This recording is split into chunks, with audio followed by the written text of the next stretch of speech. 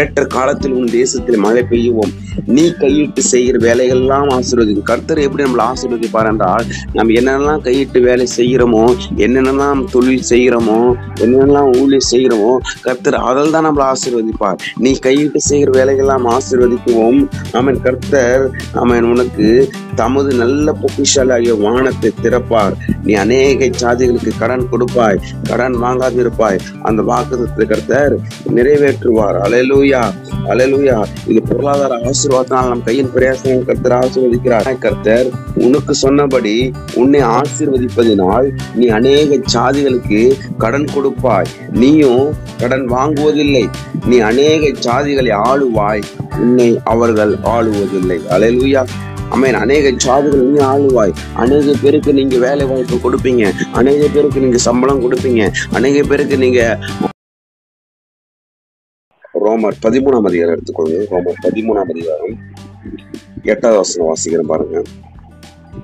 ஒருவரிடத்தில் ஒருவர் அன்பு கூறுகிற கடனே அல்லாமல் மற்ற ஒன்றிலும் ஒருவனுக்கும் கடன் படாதிருங்கள். பிறனிடத்தில் அன்பு கூறுகிறவன் நியாயப்பிரமாணத்தை நிறைவேற்றுகிறான். பாருங்க, வேதம் சொல்லுகிறது, ஒரு இடத்துல நம்ம அன்புனால கடன் இல்லாமல் வேற எதுலையுமே நம்ம கடன் இருக்கக்கூடாது. கடனே இல்லாம வாழ்க்கையை வாழ்வதுதான் வேதம் திரும்ப திரும்ப நம்மளை போதிக்கிறது. நம்ம கடன் கொடுக்கறலா இருக்க வேண்டும், கடன் வாங்குறலா இருக்கக்கூடாது. ஆமென். அநேக சாதிகளுக்கு கடன் கொடுப்பாய், கடன் வாங்காது இருப்பாய். நாம் கிறிஸ்தவர்கள் அநேக பேர் கடன்ல மூழ்கி இருக்கிறார்கள். ஆனா வாக்குத்தத்தம் சொல்லுது, அன்பு என்ற கடனே இல்லாமல் வேறு ஒன்றிலும் நீங்கள் கடன் படாமல் இருங்கள். இந்த வாக்குத்தத்தங்களை எடுத்து நம் வாயினால் அறிக்கை செய்து அது ஜெபத்தில் வைத்து, ஆகையால் நீங்கள் ஜெபம் பண்ணும்போது எவைகளை கேட்டுக்கொள்வீர்களோ அவைகள் பெற்றுக்கொள்வோம் என்று விசுவாசியுங்கள். கடன் என்பது ஒரு மலை போல காணப்படுகிறது. மார்க் 11ஆம் அதிகாரம் 23ஆம் வசனம் சொல்லுது, எவனாகிலும் இந்த மலையை பார்த்து பெயர்ந்து சமுத்திரத்தில் தள்ளுண்டு போ என்று சொல்லி தான் சொன்னபடி ஆகும் என்று சந்தேகப்படாமல் தன் இருதயத்தில் விசுவாசித்தால் அவன் சொன்னபடி ஆகும். ஆகையால் நீங்கள் ஜெபம் பண்ணும்போது எவைகளை கேட்டுக்கொள்வீர்களோ அவைகளை பெற்றுக்கொள்வோம் என்று விசுவாசியுங்கள். அவன் கடன் என்பது ஒரு பெரிய மலை போல இருக்கிறது. அநேக கடல் மூழ்கி அநேக நம்ம செய்திகள் பார்க்கும் பொழுது அநேக கடனால அநேக பேர் தற்கொலைக்கு நேரங்களாம் போயிருக்காங்க. நிறைய பேர் இறந்து குடும்பமாக கந்து வட்டினாலையும் ரம்மி என்று ஆடுகின்ற ஆன்லைன் விளையாட்டு ஒன்று வந்திருக்கு. அதனால நிறைய ஒரு போலீஸ்காரருக்கு கூட இறந்துடுறாங்க கடனால் மூழ்கி போய். அப்போ இந்த கடன் என்பது நம் வாழ்க்கையில் இருக்கவே கூடாது. இது நாம் அதில் மேற்கொள்ள வேண்டும் என்றால், தரித்திரத்தை மேற்கொள்ள வேண்டும் என்றால் அப்பா சமூகத்துல நிறைவான ஆசீர்வாதத்தை பெற்றுக்கொள்ளவர்களா இருக்க வேண்டும். அன்பு என்று கடனே அல்லாமல் வேற ஒன்றிலும் நாம் கடன் பட்டு இருக்க கூடாது. அல்லேலூயா.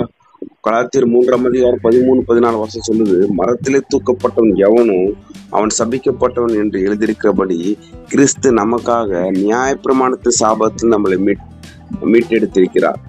ஆபிரகாமுடைய ஆசீர்வாதம் கர்த்தராகிய இயேசு கிறிஸ்து மூலியமாக கொடுக்கும்படியாக கல்வார் சிலுவையில் உங்களுக்காக எனக்காக கைகள் கால்கள் மாறி அடிக்கப்பட்டு தலையில முள்முடி சுடப்பட்டு விழாவினாலே குத்தப்பட்டு சரீரம் முழுது நில போல காயப்பட்டு கடைசி சுற்று ரத்த வரைக்கும் நமக்காக சிந்தப்பட்டு மரித்து அடக்க பண்ணப்பட்டு 3ஆம் நாள் உயிரோடு எழுந்திருக்கிறார். அல்லேலூயா. அவர் மூலியமாக நம்மளுக்கு ஆசீர்வாதம் கிடைத்திருக்கிறது. நாம் அந்த அவர் கொடுத்த ரட்சிப்பை மற்றவர்கள் கொடுப்பது அது ஒரு கடனா இருக்கிறோம். சுவிசேஷம் மற்றவர்கள் அறிவிப்பது கடனா இருக்கிறோம். அல்லேலூயா. ஒருவரிடத்தில் ஒருவர் அன்பு கூறுகிற கடனே அல்லாமல் மற்ற ஒன்றிலும் ஒருவனுக்கும் கடன் படாதிருங்கள். பிறனிடத்தில் அன்பு கூறுகிறவன் நியாயப்பிரமாணத்தை நிறைவேற்றுகிறான். அன்புதான் பைபிள் முழுவதும் பார்த்தீங்கன்னா அன்பு தான் முடியும். தேவன் அன்பாகவே இருக்கிறார். அவர் அன்பாக இருக்கிறார். நாம் அந்த அன்பை விசுவாசத்திலாக இருக்க வேண்டும். இதுதான் வேதம் முழுவதும் சொல்லப்பட்டிருக்கிறது. தேவன் அன்பாக இருக்கிறார். நம்முடைய விசுவாசமே உலகத்தை ஜெயிக்கிற செய்யும். ஆமென். அவ மற்றவர்களுக்கு அன்பு கூறுகிற கடனே அல்லாமல் மாமியார் மருமகள் கிட்ட ஆமென் அன்பு கூறுகிற கடனே அல்லாமல் வேற கடன் இருக்கக்கூடாது. பிள்ளைகள் மத்தியில உற்றா வரும் எல்லாத்துக்கும் அன்பு. அதான் அன்புதான் தெய்வீக அன்புனால்தான் நம்மளை மீட்டெடுத்திருக்கிறார். நாம் பாவிகளாக இருக்கையில் கிறிஸ்து நமக்காக மரித்தனால் தேவன் நம்ம மேல் வைத்த அன்பை விளங்க பண்ணுகிறார். தேவன் தம்முடைய ஒரே பேரான குமாரனை விசுவாசிக்கிற எவனும் அவன் கெட்டு போகாமல் நித்திய ஜீவனை அடையும்படிக்கு அவரை தந்தருளி இவ்வளவாய் உலகத்தில் அன்பு கொண்டிருக்கிறார். அல்லேலூயா. அப்ப அன்புதான் நியாயப்பிரமாணத்தின் நிறைவேறுதலாகவே இருக்கிறது. ஒருவரிடத்தில் ஒருவர் அன்பு கூறுகிற கடனை அல்லாமல் மற்ற ஒன்றிலும் ஒருவனுக்கும் கடன்படாதிருங்கள். பிறனிடத்தில் அன்பு கூறுகிறவன் நியாயப்பிரமாணத்தின் நிறைவேற்றுகிறான். ஆமென். அப்ப இதே சுவிசேஷத்துக்கு வேதம் சொல்கிறது. அது ரோமர் 1 வாசிக்கிறவாங்க. ரோமர் 1 கிரேக்கருக்கும் மற்ற அந்நியர்களுக்கும் ஞானிகளுக்கும் மூடருக்கும் நான் கடனாளியாயிருக்கிறேன். பவுல் எப்படி ஆகிறாருன்னா, கிரேக்கருக்கும் மற்ற அந்நியர்களுக்கும் ஞானிகளுக்கும் மூடருக்கும் நான் கடனாளியா இருக்கிறேன். உலகத்துல பணக்காரன், ஏழை, வசதியாரவன், அரசியல்வாதி எல்லாருக்குமே நீங்களும் நானும் கடனாளியா இருக்கிறோம். என்ன கடனாளியா இருக்கிறோம்? 15 ஆகியால் ரோமபுரியில் இருக்கிற உங்களுக்கு என்னால் இயன்ற மற்றும் சுவிசேஷத்தை பிரசங்கிக்க விரும்புகிறேன். சுவிசேஷ அறிவிக்கிறது நம் கடனாளியா இருக்கிறோம். கர்த்தருடைய அன்பை மற்றவர்களுக்கு கொடுப்பது கடனாளியா இருக்கிறோம். சுவிசேஷம் என்பது கர்த்தருடைய அன்பை மற்றவர்களுக்கு கொடுப்பதுதான் சுவிசேஷம். தேவன் தம்முடைய ஒரே பேரான குமாரனை விசுவாசிக்கிறவன் எவனோ அவன் கெட்டு போகாமல் நித்திய ஜீவனை அடையும்படிக்கு அவரை தந்தருளி உருவாய் உலகத்தில் அன்பு கூர்ந்தார் என்ற இந்த அன்பை மற்றவர்களுக்கு சுவிசேஷமாக அறிவிப்பதுதான் நம்ம மேல் இந்த கடமையாக இருக்கிறது. சுவிசேஷம் நம்ம மேல் இந்த கடமையும் கடனாக இருக்கிறது. அல்லேலூயா. அன்பு கூறுகிற கடனை அல்லாமல் வேறு ஒரு இடத்துல நம்ம வேற கடன் இருக்கக்கூடாது. அது என்ன அன்பு கூறுகிறது என்றால் சுவிசேஷம் என்ன கடன். அல்லேலூயா. சுவிசேஷம் என்பது நம்ம மேல் விழுந்த கடமையாகவும் கடனாகவும் இருக்கிறது. அல்லேலூயா. அதுதான் சொல்லப்படுகிறது. மூடனா இருந்தாலும் சரி, அந்நியனா இருந்தாலும் சரி, ஞானியா இருந்தாலும் சரி, அரசியல் தலைவர்களா இருந்தாலும் சரி, நம்ம சொந்த பந்தங்களா இருந்தாலும் சரி, எல்லாருக்குமே நம்மேல் ஒவ்வொரு நாளும் நம்மேல் விழுந்த தலைமையில விழுந்த கடமையா இருக்கிறது, கடனா இருக்கிறது. அல்லேலூயா. சுவிசேஷ கடன் இல்லாமல் வேற எந்த ஒரு கடனும் நமக்கு இருக்கக்கூடாது. ஆகையால் ரோமபுரியில் இருக்கிற உங்களுக்கு என்னால் இயன்ற மட்டும் சுவிசேஷத்தை பிரசங்கிக்க விரும்புகிறேன். கிறிஸ்துவின் சுவிசேஷம். அது என்ன சுவிசேஷம்? 16 தெளிவா சொல்லப்பட்டு இருக்கிறது. கிறிஸ்துவின் சுவிசேஷத்தை குறித்து நான் வெட்கப்படேன். முன்பு யூதரிலும் பின்பு கிரேக்கரிலும் விசுவாசிக்கிறேன் எவனோ அவனுக்கு ரட்சிப்பு உண்டாவதற்கு அது தேவ பலனாயிருக்கிறது. அல்லேலூயா. அது தேவனுடைய பலனாயிருக்கிறது. சுவிசேஷம் அறிவிக்கும் பொழுது மற்றவர்களுக்கு ஏற்றுக்கொண்டார். அது தேவ பலனாயிருக்கிறது. அவருடைய பலனை நம்மளுக்கு கொடுத்திருக்கிறார். அல்லேலூயா. ஆமென். அப்ப நம்ம கடன் என்ற என்ன ஒரு கடன் நம்ம வாழ்க்கையில் இருக்கும் என்றால் சுவிசேஷ கடன் மாத்திரம் இருக்க வேண்டும். சுவிசேஷம் என்னவென்றால் ஆண்டவராகிய இயேசு கிறிஸ்து கல்வாரியில் நம்மளுக்காக அவர் அன்பு எண்ணத்தை குறித்து அன்பு காட்டியிருக்கிறார். அல்லேலூயா. நாம் கொடுத்தில்ல, அவர் நமக்காக அவர் சொந்த ரத்தத்தையே கிரயமாக கொடுத்து நம்மை மீட்டெடுத்திருக்கிறார். O positive, A positive, B positive என்ற ரத்தம் இருக்கும். ஆனா ஆண்டவராகிய இயேசு கிறிஸ்து ரத்தம் அது பரிசுத்த ரத்தம். குற்றமற்ற ரத்தம், பாவ நிவாரணம் வழியாக வந்த ரத்தம். அந்த ரத்தத்தினாலே அவர் ரத்தத்தினால மீட்டு அவருடைய அன்பை விளங்க பண்ணிருக்கிறார். அந்த அன்பே நம்ம மற்றவர்கள் கொடுக்கிற கடனாளியா இருக்கிறோம். மற்ற ஒன்றிலும் கடன் வாங்காது இருப்போம். அல்லேலூயா. இந்த கிறிஸ்துவ வட்டாரத்தில் ரட்சிக்கப்பட்டவர்கள் பல வருடங்களாகவும் பரிபூர்ண ஆசீர்வாதத்தை பெற்றுக்கொள்ளாமல் அதே கடனில் மூழ்கி இருக்கும்போது கடனே மற்றவர்களுக்கு சுவிசேஷ அறிவிக்கிற அந்த கடனை அறிவிக்காமல் இந்த கடலை மூழ்கி கொண்டு புலம்பிக் கொண்டு கஷ்டப்பட்டு கொண்டு இருக்கிறோம். அல்லேலூயா. அது மீட்டெடுக்க கர்த்தர் நமக்கு உதவி செய்வாராக. பாருங்க, வேதம் சொல்லுகிறது. உபாகமம் 28 பாத்தீங்கன்னா, உபாகமம் 28:12 பாத்தீங்கன்னா, ஏற்ற காலத்தில் உன்னுடைய தேசத்தில் மழை பெய்யவும் நீ கையிட்டு செய்கிற வேலைகளாம் ஆசீர்வதிக்கவும் கர்த்தர் தமது பொக்கிஷங்களாகிய வானத்தை திறப்பார். அநேக ஜாதிகளுக்கு நீ கடன் கொடுப்பாய், கடன் வாங்காதிருப்பாய் என்ற உபாகமம் 28:12 பார்க்கிறோம். அது இன்னும் கையின் பிரயாசத்தை கர்த்தர் ஆசீர்வதிக்கிறார். அல்லேலூயா. உபாகமம் 8:18 சொல்லப்பட்டிருக்கிறது. ஐஸ்வர்யத்தை சம்பாதிப்பதற்கு கர்த்தர் நம்மளுக்கு பலனை கொடுக்கிறார். அப்ப ஆசீர்வாதம் என்பது ஆண்டவர் ஆண்டவர் கூரை பிடிச்சிட்டு கொடுப்பதில்லை, அப்படியே நம்மளுக்கு ஒரு மந்திரம் பண்ணி நம்மளுக்கு கொடுப்பதில்லை. ஐஸ்வர்யத்தை சம்பாதிப்பதற்கு, கடனே இல்லாமல் வாழ்வதற்கு உங்களுக்கும் எனக்கும் அவர் நம்மளுக்கு நம்ம சரீரத்தில் பலன் கொடுக்கிறார். ஆவி ஆத்மாவை நம்மளுக்கு பலன் கொடுக்கிறார். அதனாலதான் ஐஸ்வர்யத்தை சம்பாதிப்பதற்கு நம்மளுக்கு பலன் கொடுக்கிறார். அதுதான் ஆசீர்வாதமாகவே இருக்கிறது. அல்லேலூயா.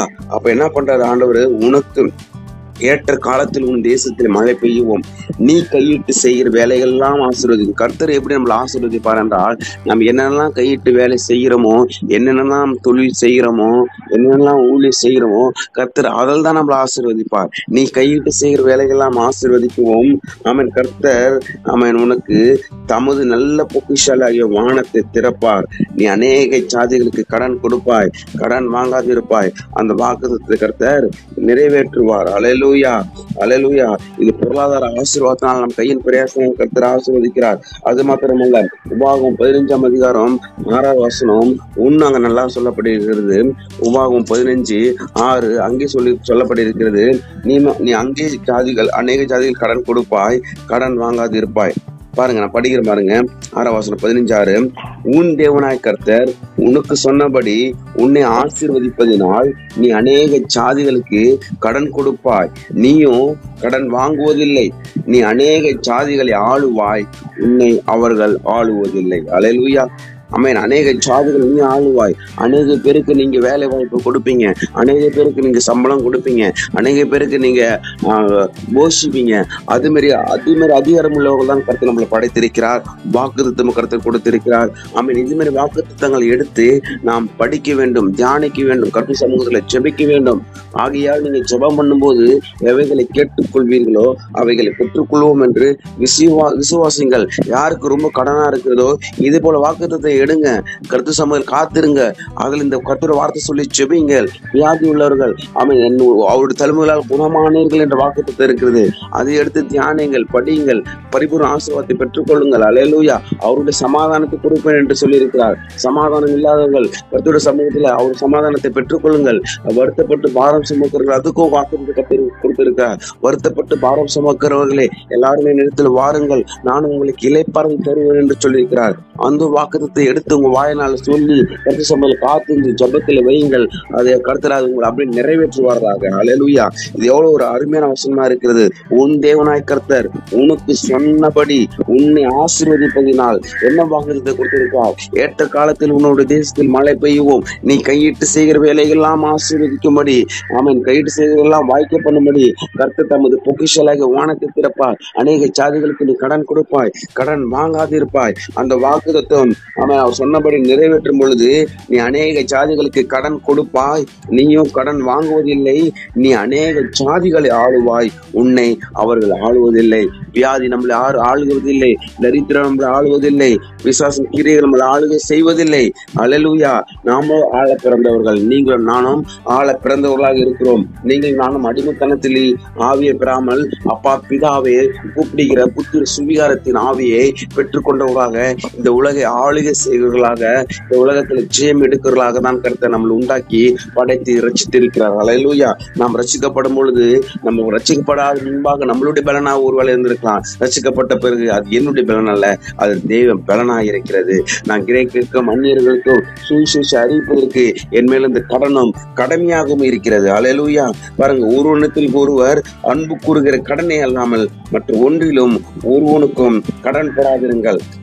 நியாயப்பிரமாணத்தின் அன்பு கூறுகிறவன் பிறனிடத்தில் அன்பு கூறுகிறவன் நியாயப்பிரமாணத்தை நிறைவேற்றுகிறான். ரோமர் 12:13 அதிகாரம் மறுபடியும் திருப்பிக் கொள்ளுங்க. 9ஆம் வசனம் வாசிக்கிற பாருங்க. எப்படி என்றால் விபச்சாரம் செய்யாதிருப்பாயாக, கொலை செய்யாதிருப்பாயாக. மியூட்ல போட்டுங்க. எப்படி என்றால் விபச்சாரம் செய்யாதிருப்பாயாக, கொலை செய்யாதிருப்பாயாக, களவு செய்யாதிருப்பாயாக, பொய் சாட்சி சொல்லாதிருப்பாயாக, இச்சையாதிருப்பாயாக என்கிற இந்த கற்பனைகளும் வேறு எந்த கற்பனைகளையும் உன்னிடத்தில் நீ அன்பு கூறுவது போல பிறனிடத்தில் அன்பு கூறுவாயாக என்கிற ஒரே வார்த்தையினாலே தொகையாய் அடங்கி இருக்கிறது. அல்லேலூயா. நியாயப்பிரமாணத்தில் சொல்லப்பட்டிருக்கிற எல்லா கற்பனைகளும் எல்லா கட்டளைகளும் ஒரே வார்த்தையில ஒரே பிரமாணத்தில் அடங்கி இருக்கிறது. உன்னிடத்தில் அன்பு கூறுவது போல பிறனிடத்தில் அன்பு கூறுவாயாக என்கிற ஒரே வார்த்தையினாலே தொகை எல்லாமே அதுல அடங்கி இருக்கிறது, தொகையாய் அடங்கி இருக்கிறது என்று வேதம் சொல்லுகிறது. அல்லேலூயா. 10ஆம் வசனம். அன்பானது பிறனுக்கு பொல்லாங்கு செய்யாது, ஆதலால் அன்பு நியாயப்பிரமாணத்தின் நிறைவேறுதலா இருக்கிறது. பாத்துங்க, நியாயப்பிரமாணத்தின் நிறைவேறுதலா இருக்கிறது. ஆமா, நியாயப்பிரமாணத்தின் கிறிஸ்துவின் நிறைவேறுதலா இருக்கிறார். கிறிஸ்துவுக்கு இன்னொரு பேர் என்றால் அன்பு. அகாஃபே, அன்பு. அல்லேலூயா. அவரை போல அன்பு காட்டுகிற ஒருவனும் இல்லை. நாம் பாவிகளாய் இருக்கையில் கிறிஸ்து நம்மேல் அன்பு கூர்ந்தனால், நமக்காக மரித்ததினால் அவர் நம்மேல் அன்பு விளங்க பண்ணியிருக்கிறார். அல்லேலூயா. தேவன் அன்பாகவே இருக்கிறார். கிறிஸ்து தான் நியாயப்பிரமாணத்தின் முடிவா இருக்கிறார். அன்பு தான் நியாயப்பிரமாணத்தின் முடிவா இருக்கிறது. அதாவது இயேசு கிறிஸ்துவுக்கு இன்னொரு பேரு அன்பு. அதாவது நம்ம ஜபத்தை முடிக்கும் போது ஆளுக்கு சொல்லுவோம், கர்த்தராகிய இயேசு கிறிஸ்துவினுடைய கிருபையும் தேவனுடைய அன்பு பரிசுத்தாவின் ஐக்கியமும். அல்லேலூயா. ஆமென். அப்ப அன்புதான் பைபிள் முழுவதும் அடங்கியிருக்கிறது. அன்பானது பிறனுக்கு பைபிள் முழுவதுக்கும் இன்னொரு பேரை வைக்க வேண்டும் என்றால் அது தேவனுடைய அன்பு. அல்லேலூயா. அந்த அன்பு என்ற பெயரை அங்க காண்பிக்கலாம். அவன் கல்வார் சிலுவையில எல்லா காரியங்களும் அவர் நம்ம மேல் வைத்த அன்பு நிமித்தமாக எல்லாவற்றையும் ஏற்றுக்கொள்கிறார். மற்ற சுவிசேஷம் இந்த அன்பை மற்றவர்களுக்கு அறிவிப்பதற்கு நம்ம மேல் வந்த கடமையாகவும் இருக்கிறது. அல்லேலூயா. என்று மட்டும் நம்ம சுவிசேஷம் அறிவிக்க பிரயாசப்படுவோம். ஒருவருக்கு ஒருவர் அன்பு கூறுகிற கடமை அல்லாமல் மற்ற ஒன்றிலும் ஒருவனுக்குள் கடன் படாதிருங்கள். பிறனிடத்தில் அன்பு கூறுகிறவன் நியாய பிரமாணத்தை நிறைவேற்றுகிறான். உன்னிடத்தில் அன்பு கூறுவது போல பிறனிடத்தில் அன்பு கூறுவாயே என்கிற ஒரே வார்த்தையினாலே தொகையாய் அடங்கியிருக்கிறது. அன்பானது பிறனுக்கு பொல்லாங்க செய்யாது, அதனால் அன்பு நியாய பிரமாணத்தை நிறைவேறுதலாக இருக்கிறது. 11ஆம் வசனம், நித்திரையை விட்டு எழுந்திருக்கத்தக்க வேலையாயிற்று என்று நாம் காலத்தை அறிந்தவர்களாய் இப்படி நடக்க வேண்டும். நாம் விசுவாசிகளான போது ரட்சிப்பு சமீபமாய் இருந்ததை பார்க்கலாம், இப்பொழுது அது நமக்கு அதிக சமீபமாய் இருக்கிறது. அல்லேலூயா. நம்ம ஒரு காலத்துல ரட்சிப்பு எப்படி நமக்கு சமீபமா இருந்ததோ, இப்ப ரட்சிக்கப்பட்டலாம் ஒவ்வொரு நாளும் நம்ம ரட்சிக்கப்பட்டு கொண்டே இருக்க வேண்டும். அல்லேலூயா. கர்த்தராகிய இயேசு கிறிஸ்துவின் வாயினால் அறிக்கையிட்டு தேவன் அவரை மரித்தோரிலிருந்து எழுப்பினார் என்று உன் இருதயத்தில் விசுவாசித்தால் ரட்சிக்கப்படுவார். இது ரட்சிக்கப்படுவது மாத்திரமில்லை, அனுதினமும் நாம் இயேசு நாமத்தினால் உச்சரிக்கிறவர்களாக, இயேசு நாமத்தினால் வேண்டுதல் செய்ய நல்ல பிதாவே, இயேசு நாமத்தினால்தான் ஒவ்வொரு நாள் ரட்சிக்கப்பட்டு கொண்டே இருக்கிறோம். பரிசுத்தமா இருக்கிறவர்கள் இன்னும் பரிசுத்தமா இருக்கட்டும், நீதி செய்கிறவர்கள் இன்னும் நீதி செய்யட்டும் என்று வேதம் சொல்லுகிறது. அல்லேலூயா.